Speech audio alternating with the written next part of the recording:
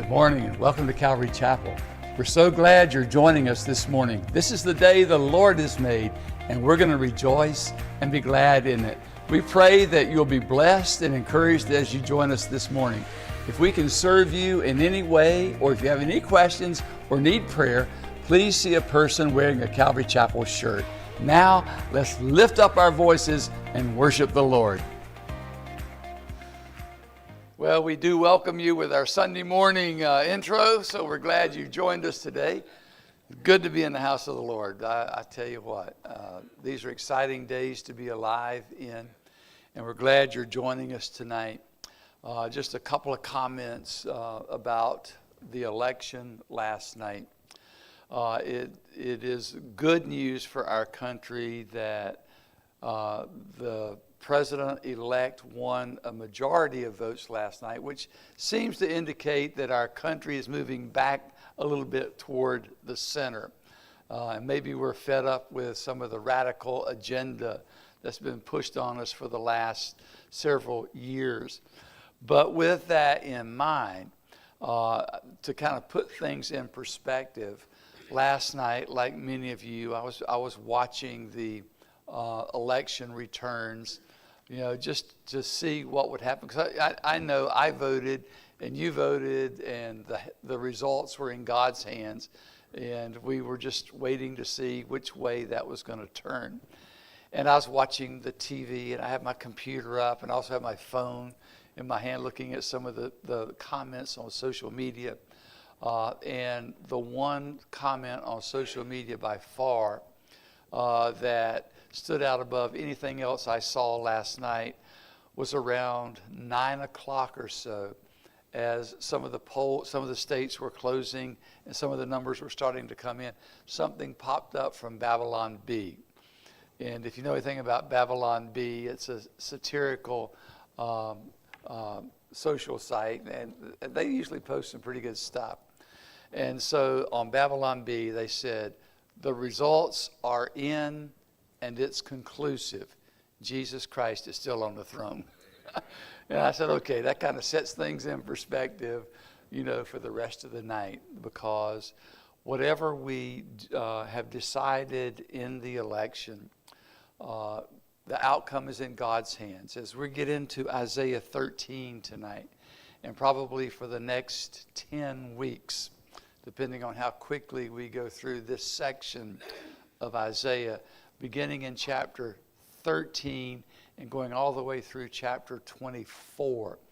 A series of proclamations and judgments are going to be pronounced against 10 different kingdoms, ending with the city of Jerusalem itself. And the one lesson that we learn in Isaiah 13 through 24 is that God is sovereign in the affairs of governments. That he raises up kingdoms and he brings down kingdoms. And God is the one who allows people to be put in to positions of authority. And one of the things that my wife and I were praying about as we were watching the election results come in last night is that section in Isaiah that we covered just a few weeks ago. I don't know if you remember it or not, but there were increasingly difficult levels of judgment coming from the hand of God against the rebellious people. And one of those judgments that God brought against the rebellious people of Israel and Judah was giving them leaders that they deserved. And so we were praying last night, Lord, have mercy on us as a nation. And I'm often amazed at how the Lord just kind of orchestrates things, because the way our studies have gone is that we just happen to have, by providential design of God, an afterglow the Wednesday before elections. And it gave us an opportunity as a church, as a body together, to pray and to seek the Lord and have a time of worship and prayer and intercession for our nation. And then we come back after election and we want to talk about the sovereignty of God in the raising up and the setting down of kingdoms. It kind of keeps things in perspective. We are grateful that the people have spoken in America, and our only prayer is that we don't squander away these next 4 years and return right back to a lifestyle that is abominable to God.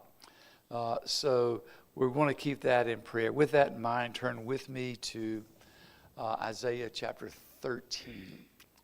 Isaiah 13. And I'm so thankful tonight that we can stand here and say God's in control. I think we have a responsibility, to vote and to speak our mind about things going on politically and morally and socially in our country. And I think we have a certain obligation as believers to stand up for the things that are right and moral and good. But at the end of the day, God is still in control. And we never need to lose sight of the fact that God allows kings to come and nations to rise and fall according to his plan. And so we'll see what the Lord will allow us as a nation for the next 4 years to do. But in the area of politics, I always want to remind you there's never a reason to be unkind. You can disagree with somebody, but never be unkind about your disagreement. And that's been our problem for the last 4 years. There's been such hatred and such anger. And it is interesting, just in the 24 hours or less that we've had a result, the response of nations around the world to the election of President Trump to his second term. And a particularly nice letter from Benjamin Netanyahu welcoming Trump back into office. And Trump's been very outspoken in the campaign process about his support for Israel. And we're grateful for that. And Netanyahu is a good friend of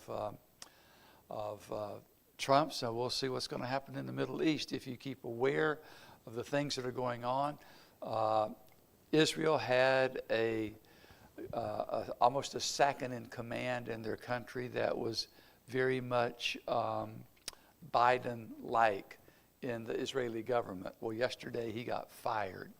And I don't know what that's going to do. Iran now is positioned to make some retaliatory attack against Israel. The United States has moved several more naval vessels in that area in order to perhaps thwart or stop some exchange of missiles from Iran. But the Middle East is heating up. But there are some in the Middle East that's glad to see a change in our administration here in America because it's more friendly toward the people of Israel. And I think we need to keep ourselves aware.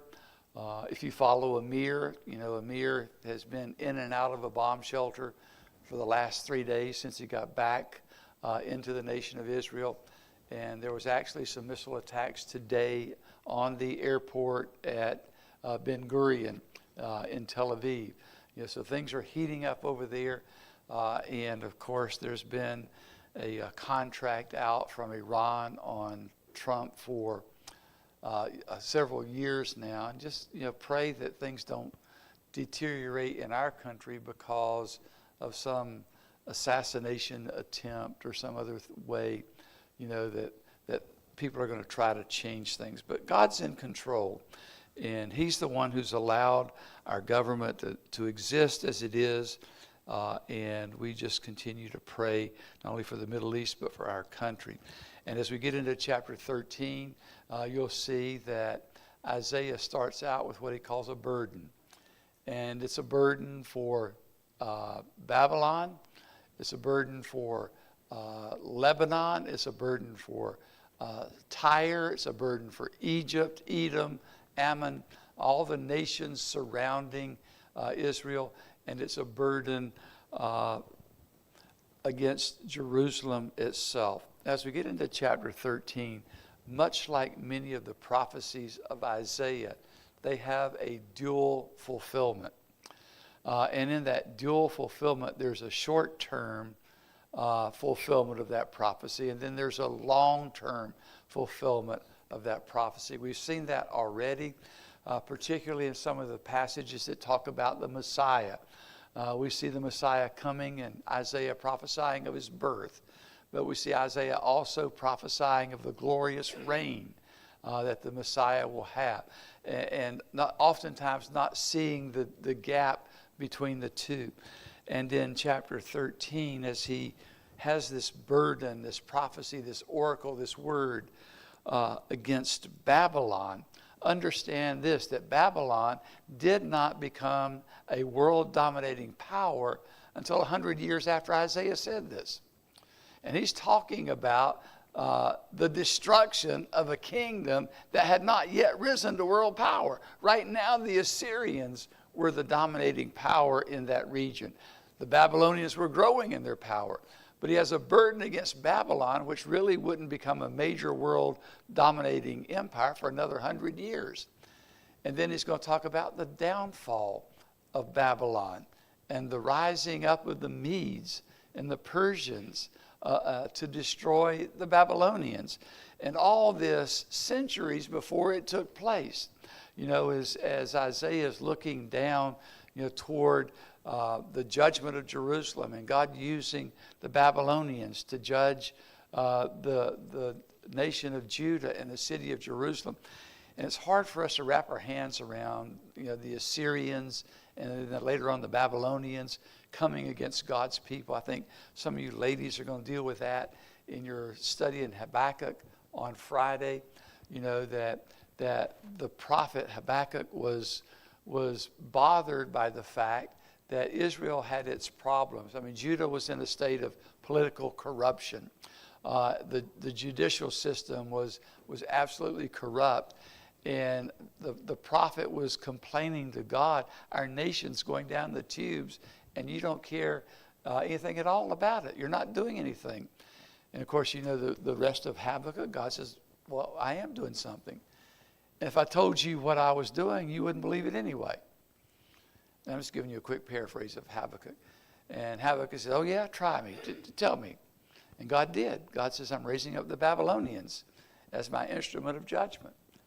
And Habakkuk reacted to that and said, now wait a minute, God, we've got our problems. We're wicked, but those guys are terrible. It would be much like us in the United States saying, God, our political system is a mess.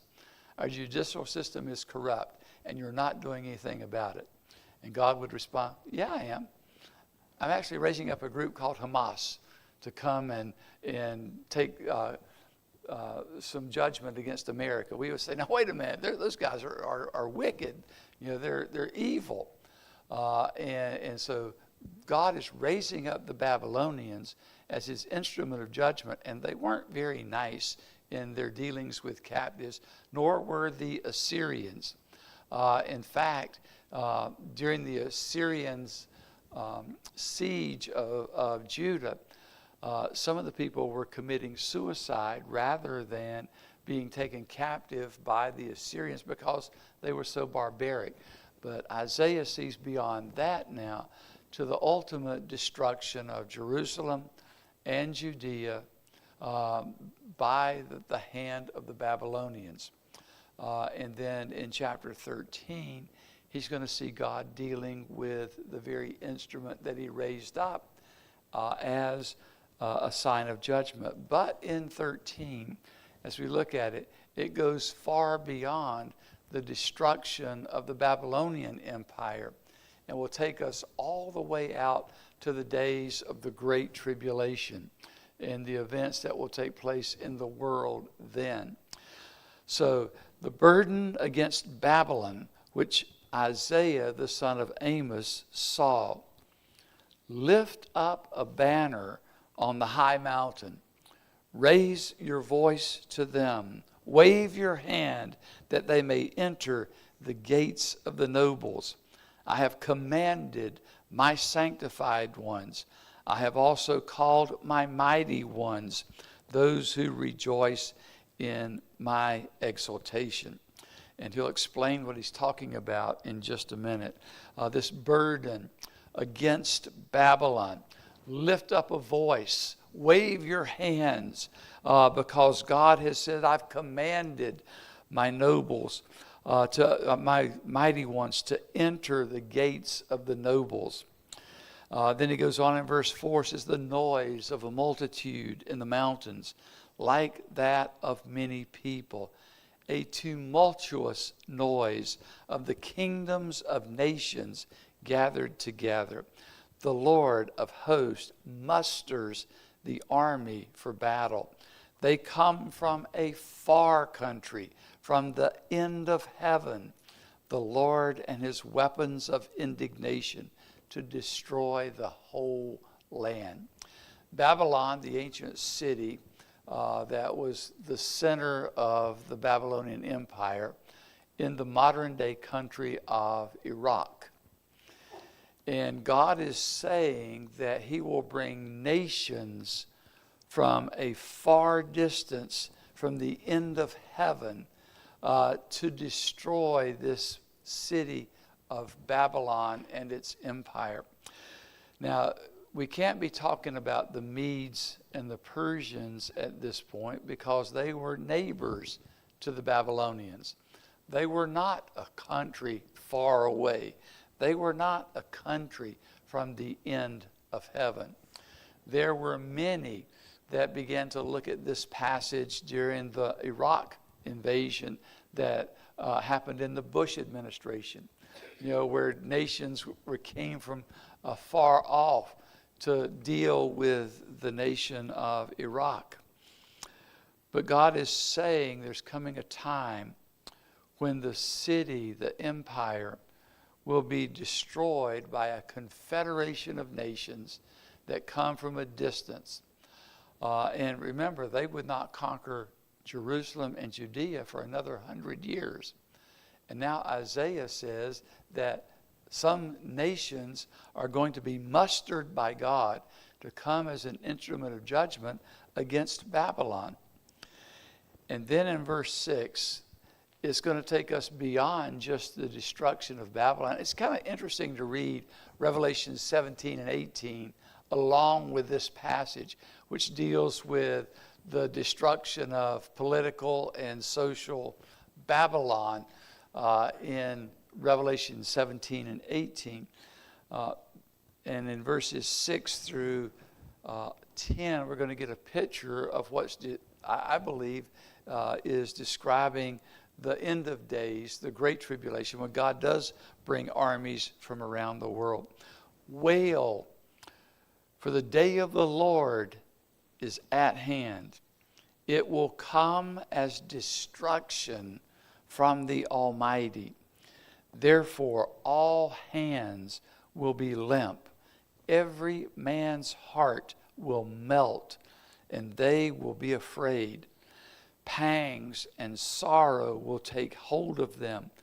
They will be in pain as a woman in childbirth. They will be amazed at one another, and their faces will be like flames.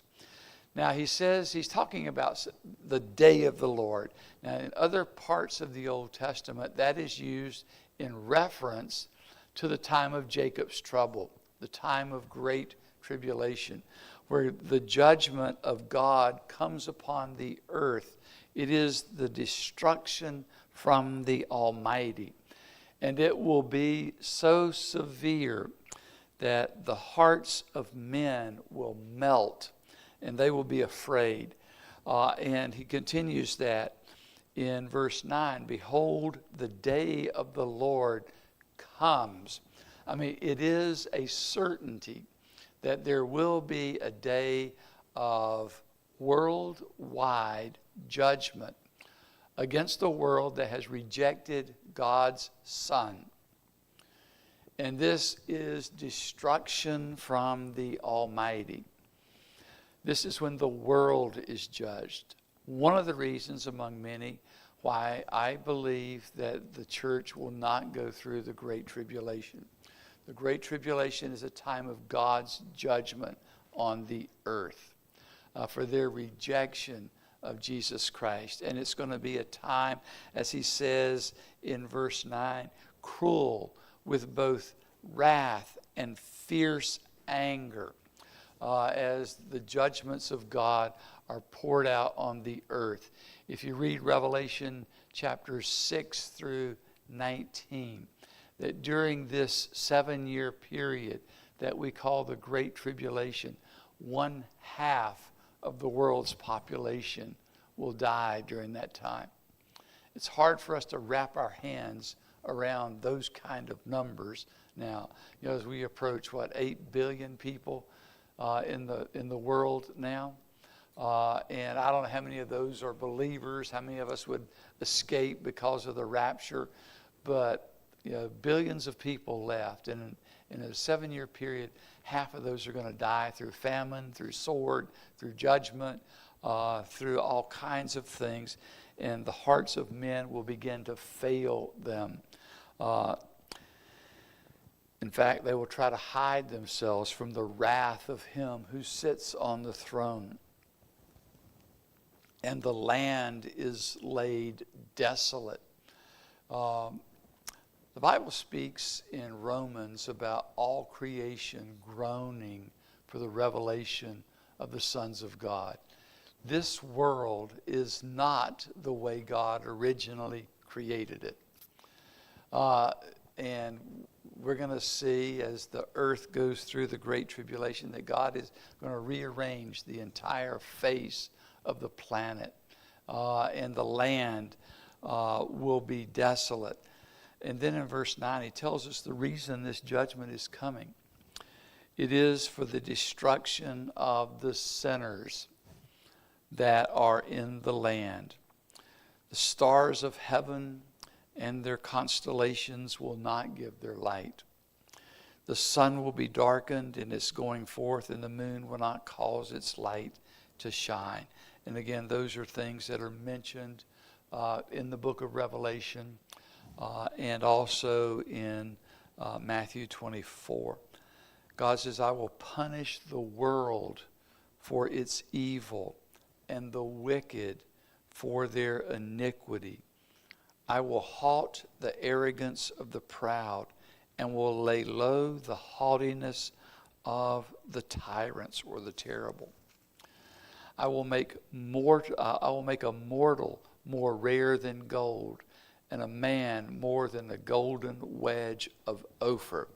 And as we mentioned earlier, there's going to be such devastation and death during this time that the value of a living man is going to be more than gold. And it's going to be valued more than the gold of Ophir.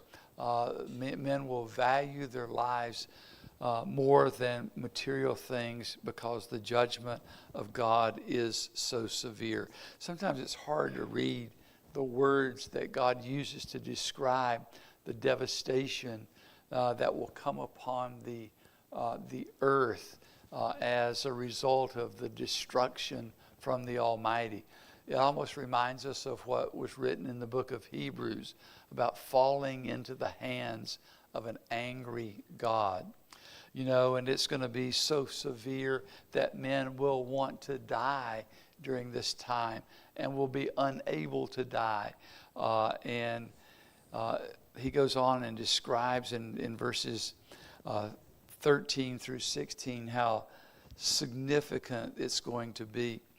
I will shake the heavens, and the earth will move out of her place in the wrath of the Lord of hosts and in the day of his fierce anger. You know, so the first and short fulfillment of this, he'll tell us later on in verse 17, is the raising up of the Medes and the Persians against the Babylonian Empire. And they're going to destroy the Babylonians without mercy. But it's taking us also out to the very end of time where God will judge the world.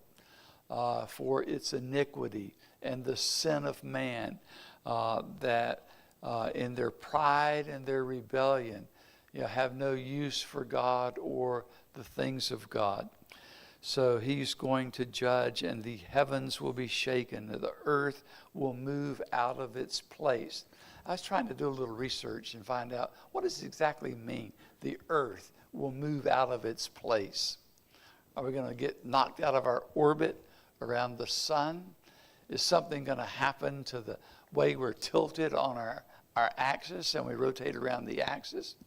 Because there are those that believe that there was a time, particularly before the flood, where maybe the earth wasn't tilted at 23 degrees like it is now. And there's a tropical climate worldwide, before the destruction of the flood.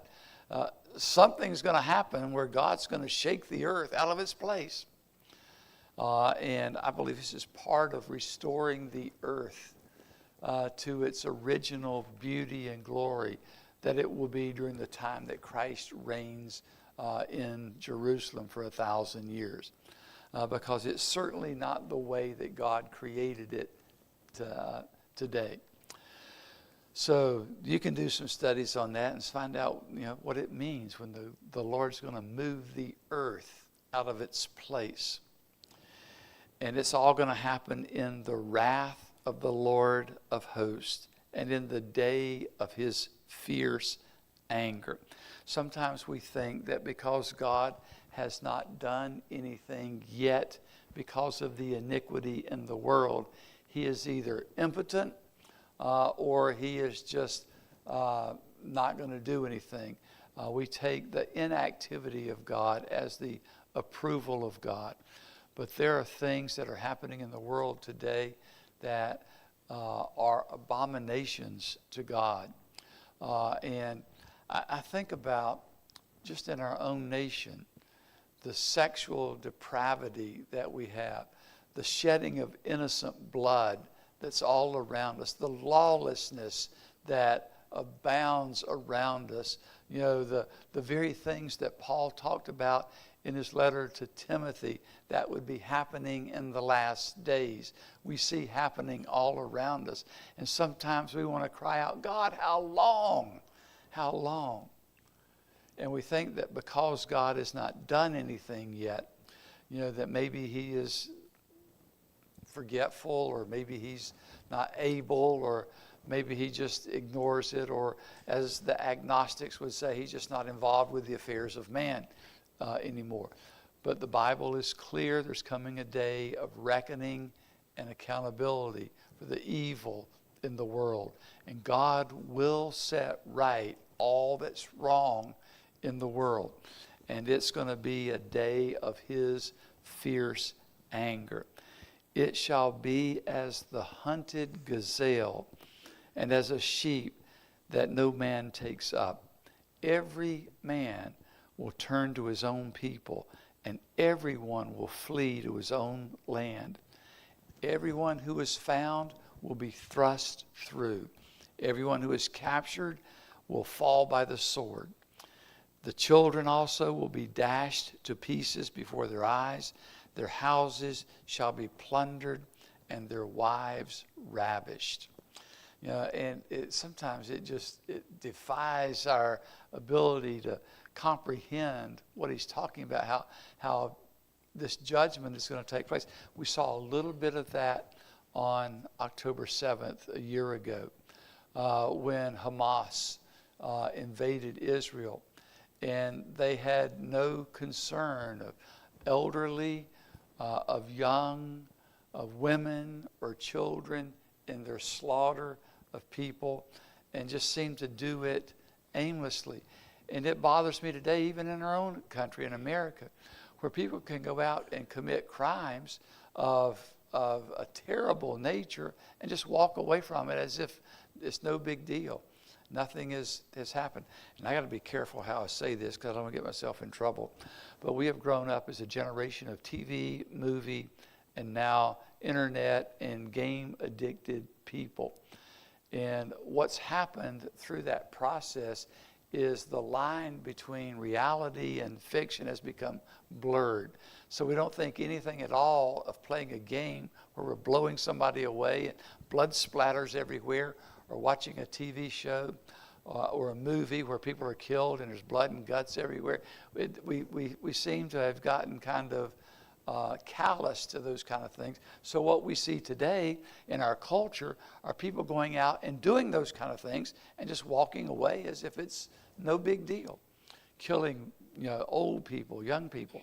And I hate when I see these things on social media of attacks, just aimless attacks against people, and like there's no remorse at all. So I can see it's in the heart of man to do these things, but to have an invading army come in that doesn't care whether you're old or young, you're male or female, that you're a child or you're an adult, that you're killed, wives ravished. I mean, it's just hard for us to comprehend, but he says that's coming. And in verse 17, behold, I will stir up the Medes against them. Them would be the Babylonians. And remember, the Babylonians wouldn't conquer Israel, Judah, for another 100 years. And now he's talking about the nation that will come in and conquer the Babylonians. And that is the Medes. The Medes along with the Persians. Of course, we know from history that's exactly what happened. And it's almost like the Medes and the Persians, as God would tell later on by one of the prophets, that they would come in and take the city almost without firing a shot, because the Babylonians had gotten so proud and thought their city was impenetrable, and they had the ultimate protection, only to find that the Medes and Persians could dam up the river that flowed under the wall and come in on that and conquer the city that way. But he says, I'll stir up the Medes. Now notice who's in control here. God is speaking about the judgment of the Babylonians, but he's also talking about stirring up the Medes. So God uses secular kingdoms for his own purpose and his own intent. And he's the one who raises kingdoms up and he brings them down. We will read of Babylon, even in the book of Isaiah, that God raised them up as his instrument of judgment against a rebellious people. We'll read that in other prophecies too. We read it in Ezekiel and in Jeremiah, that God raised up the Babylonians as his arm or instrument of judgment. And once they executed judgment, he will judge them for their fierceness of their wrath, as he will the Medes and Persians later on. But the important thing I want you to see in verse 17 is that God's the one who is allowing kingdoms to rise and fall according to his providential plan. And what was true then is still true today. Governments exist because God allows them to exist. They're raised up and they're brought low by the Lord for his purpose. And we see that even in the birth of Jesus. I mean, what pregnant woman about ready to deliver is going to get on a donkey and go some 75 miles over rough terrain just to pay a little bit of taxes and to be registered?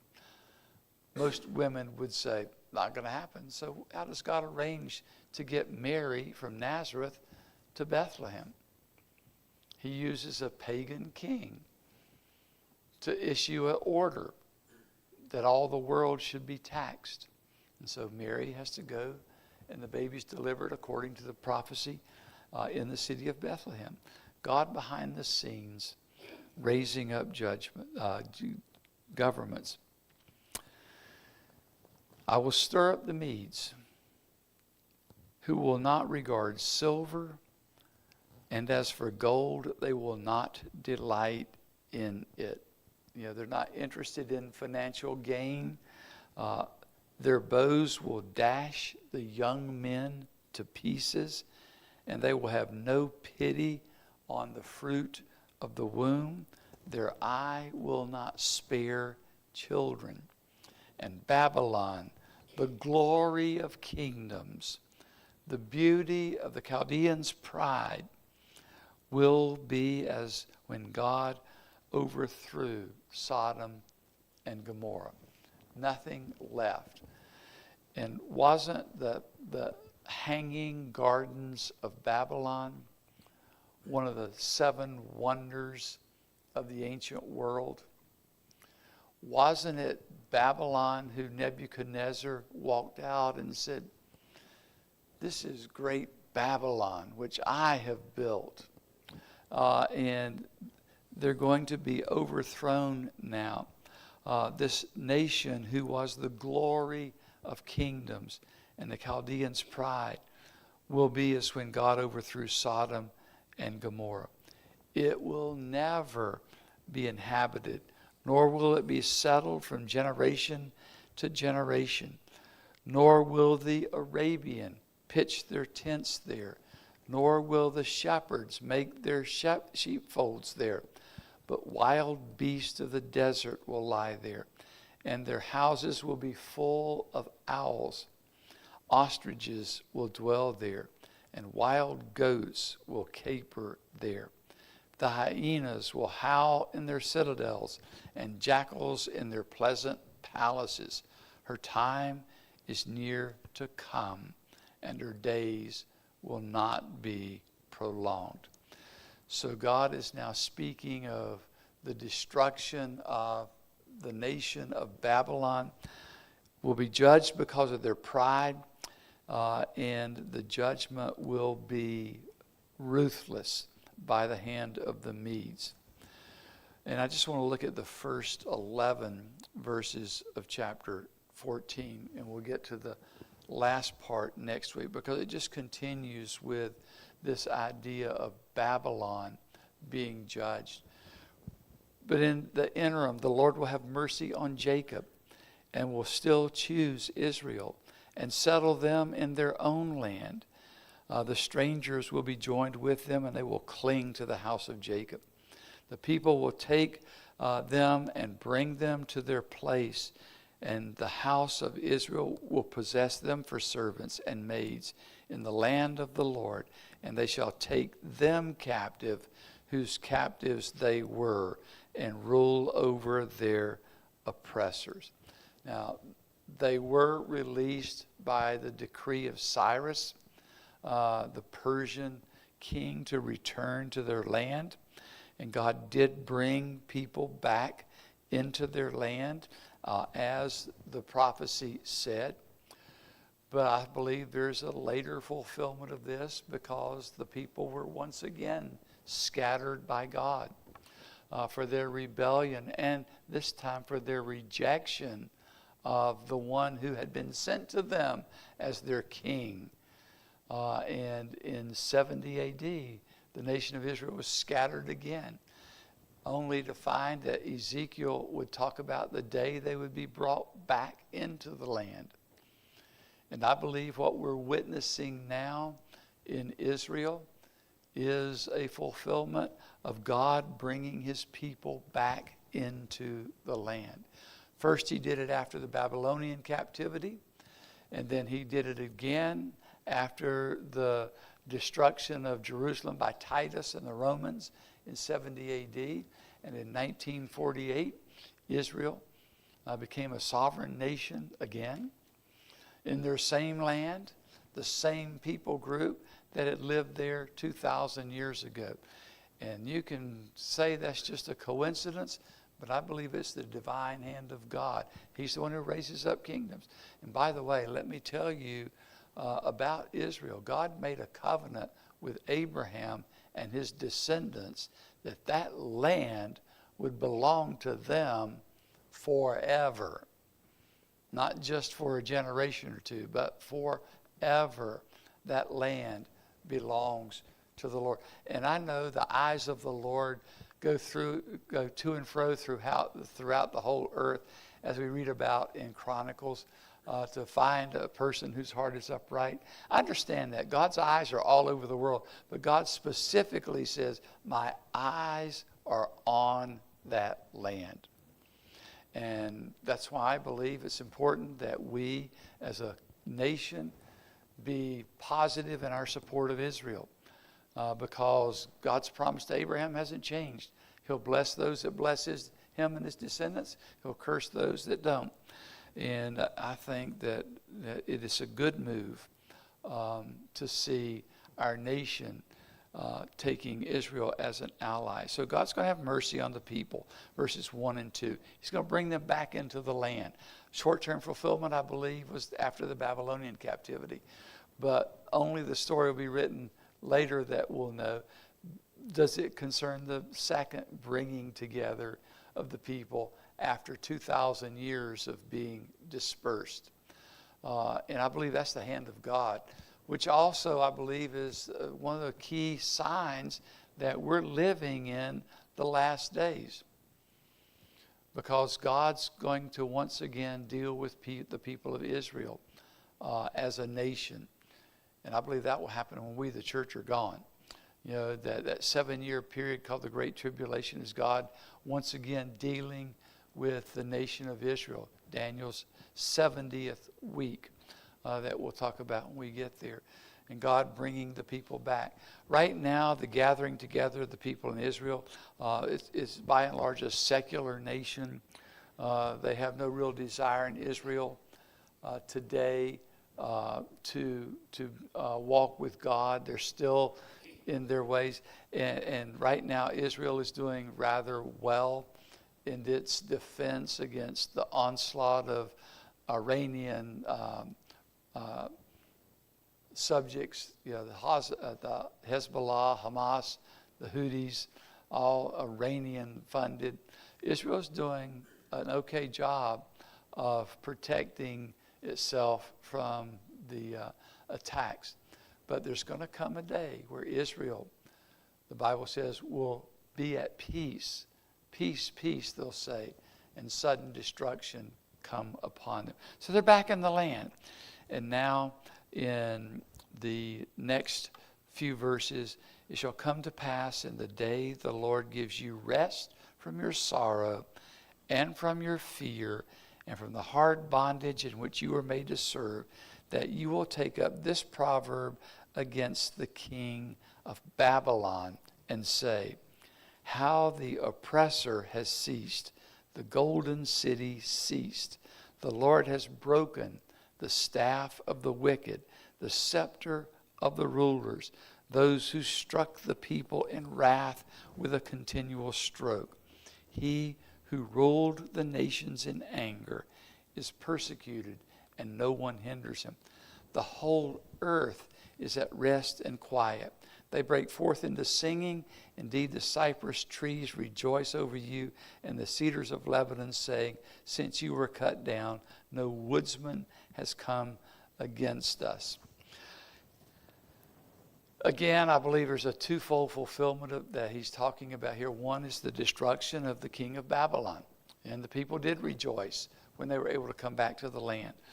But this is also speaking of a yet future time when all those people of God will be able to shout and sing for joy because God has dealt with those who ruled the nations in anger.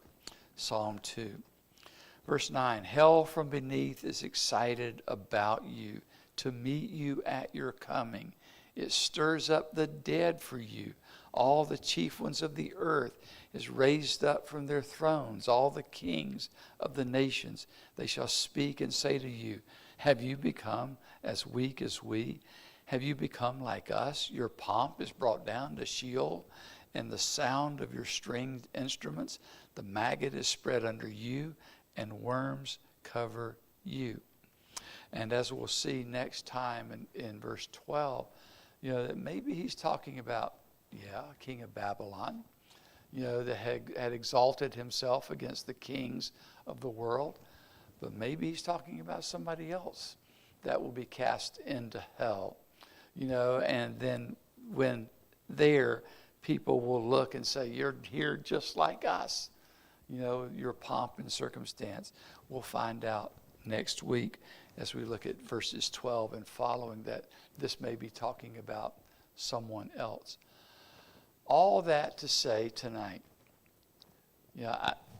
I got to be honest with you. I'll be glad when we get to chapter 25. I don't like saying every Wednesday night, oh, the burden of the Lord, about destruction of a nation, or the fall of a king, or the crumbling of kingdom, or the killing of people. It's horrific, the things that we read. But so is a life apart from Christ. So is the person today who rejects Christ and God's offer of salvation. What do they have to look forward to? Nothing but the judgment of God. And see, tonight we're in one of two places. We can come to God through Christ and have our sins forgiven, or we can choose to stand before God on our own. And there is a day of reckoning coming. There is a day of accounting coming. For those of us that are followers of Christ, it's going to be a time of judgment or loss, but not a judgment for our sin. For those who have rejected Christ, it's going to be a matter of eternal separation from God at the great white throne judgment. And let me tell you, as Hebrews says, it's a fearful thing to fall into the hands of an angry God. You can deny it. You can say, not going to happen. But the day of reckoning is coming. And as you look at these 10 chapters, the phrase "in that day, at that time" is going to be etched into us, because there is coming a time where God will make all things right in the world. And the nations that come, the nations that go, can mock God. They can laugh. They can say things like, you have no place here. But God says in Psalm 2 that he laughs. He'll have them in derision in that day. So number one, realize there's a day of reckoning coming and live accordingly. Number two, live with the fact that God is in control of things that are going on in the world. He's not let things slip through his fingers. And there may be rejoicing over the election outcomes yesterday, but remember, the hope of our nation is not in a political system, nor is it in a person. We could have elected the right person, or we could have elected the wrong person, depending on which side of the political aisle you lean on. But unless there's real revival in our country, there's some dark days ahead for this nation, whoever is in power. I think there's a breath now where maybe the pendulum is swinging back and give us a little bit more opportunity, to make things right with God. But let's not make this a September 11th Sunday, where, things are great now. And before we realize it, it's back to the same old life. So listen to what the Lord is saying, and just be mindful that God's in control. Father, thank you for our time in your word. Lord, I pray that you would just continue, Father, to keep our eyes fixed on you. Help us, Lord, to trust you and look to you in every area of our life. And we thank you, Father, in Jesus' name. Amen. So why don't we spend a little bit of time praying together. Dave, you and just go over Justin on this side, and y'all guys can gather around Mike and Gene on this side. Let's spend about 10 minutes praying for each other.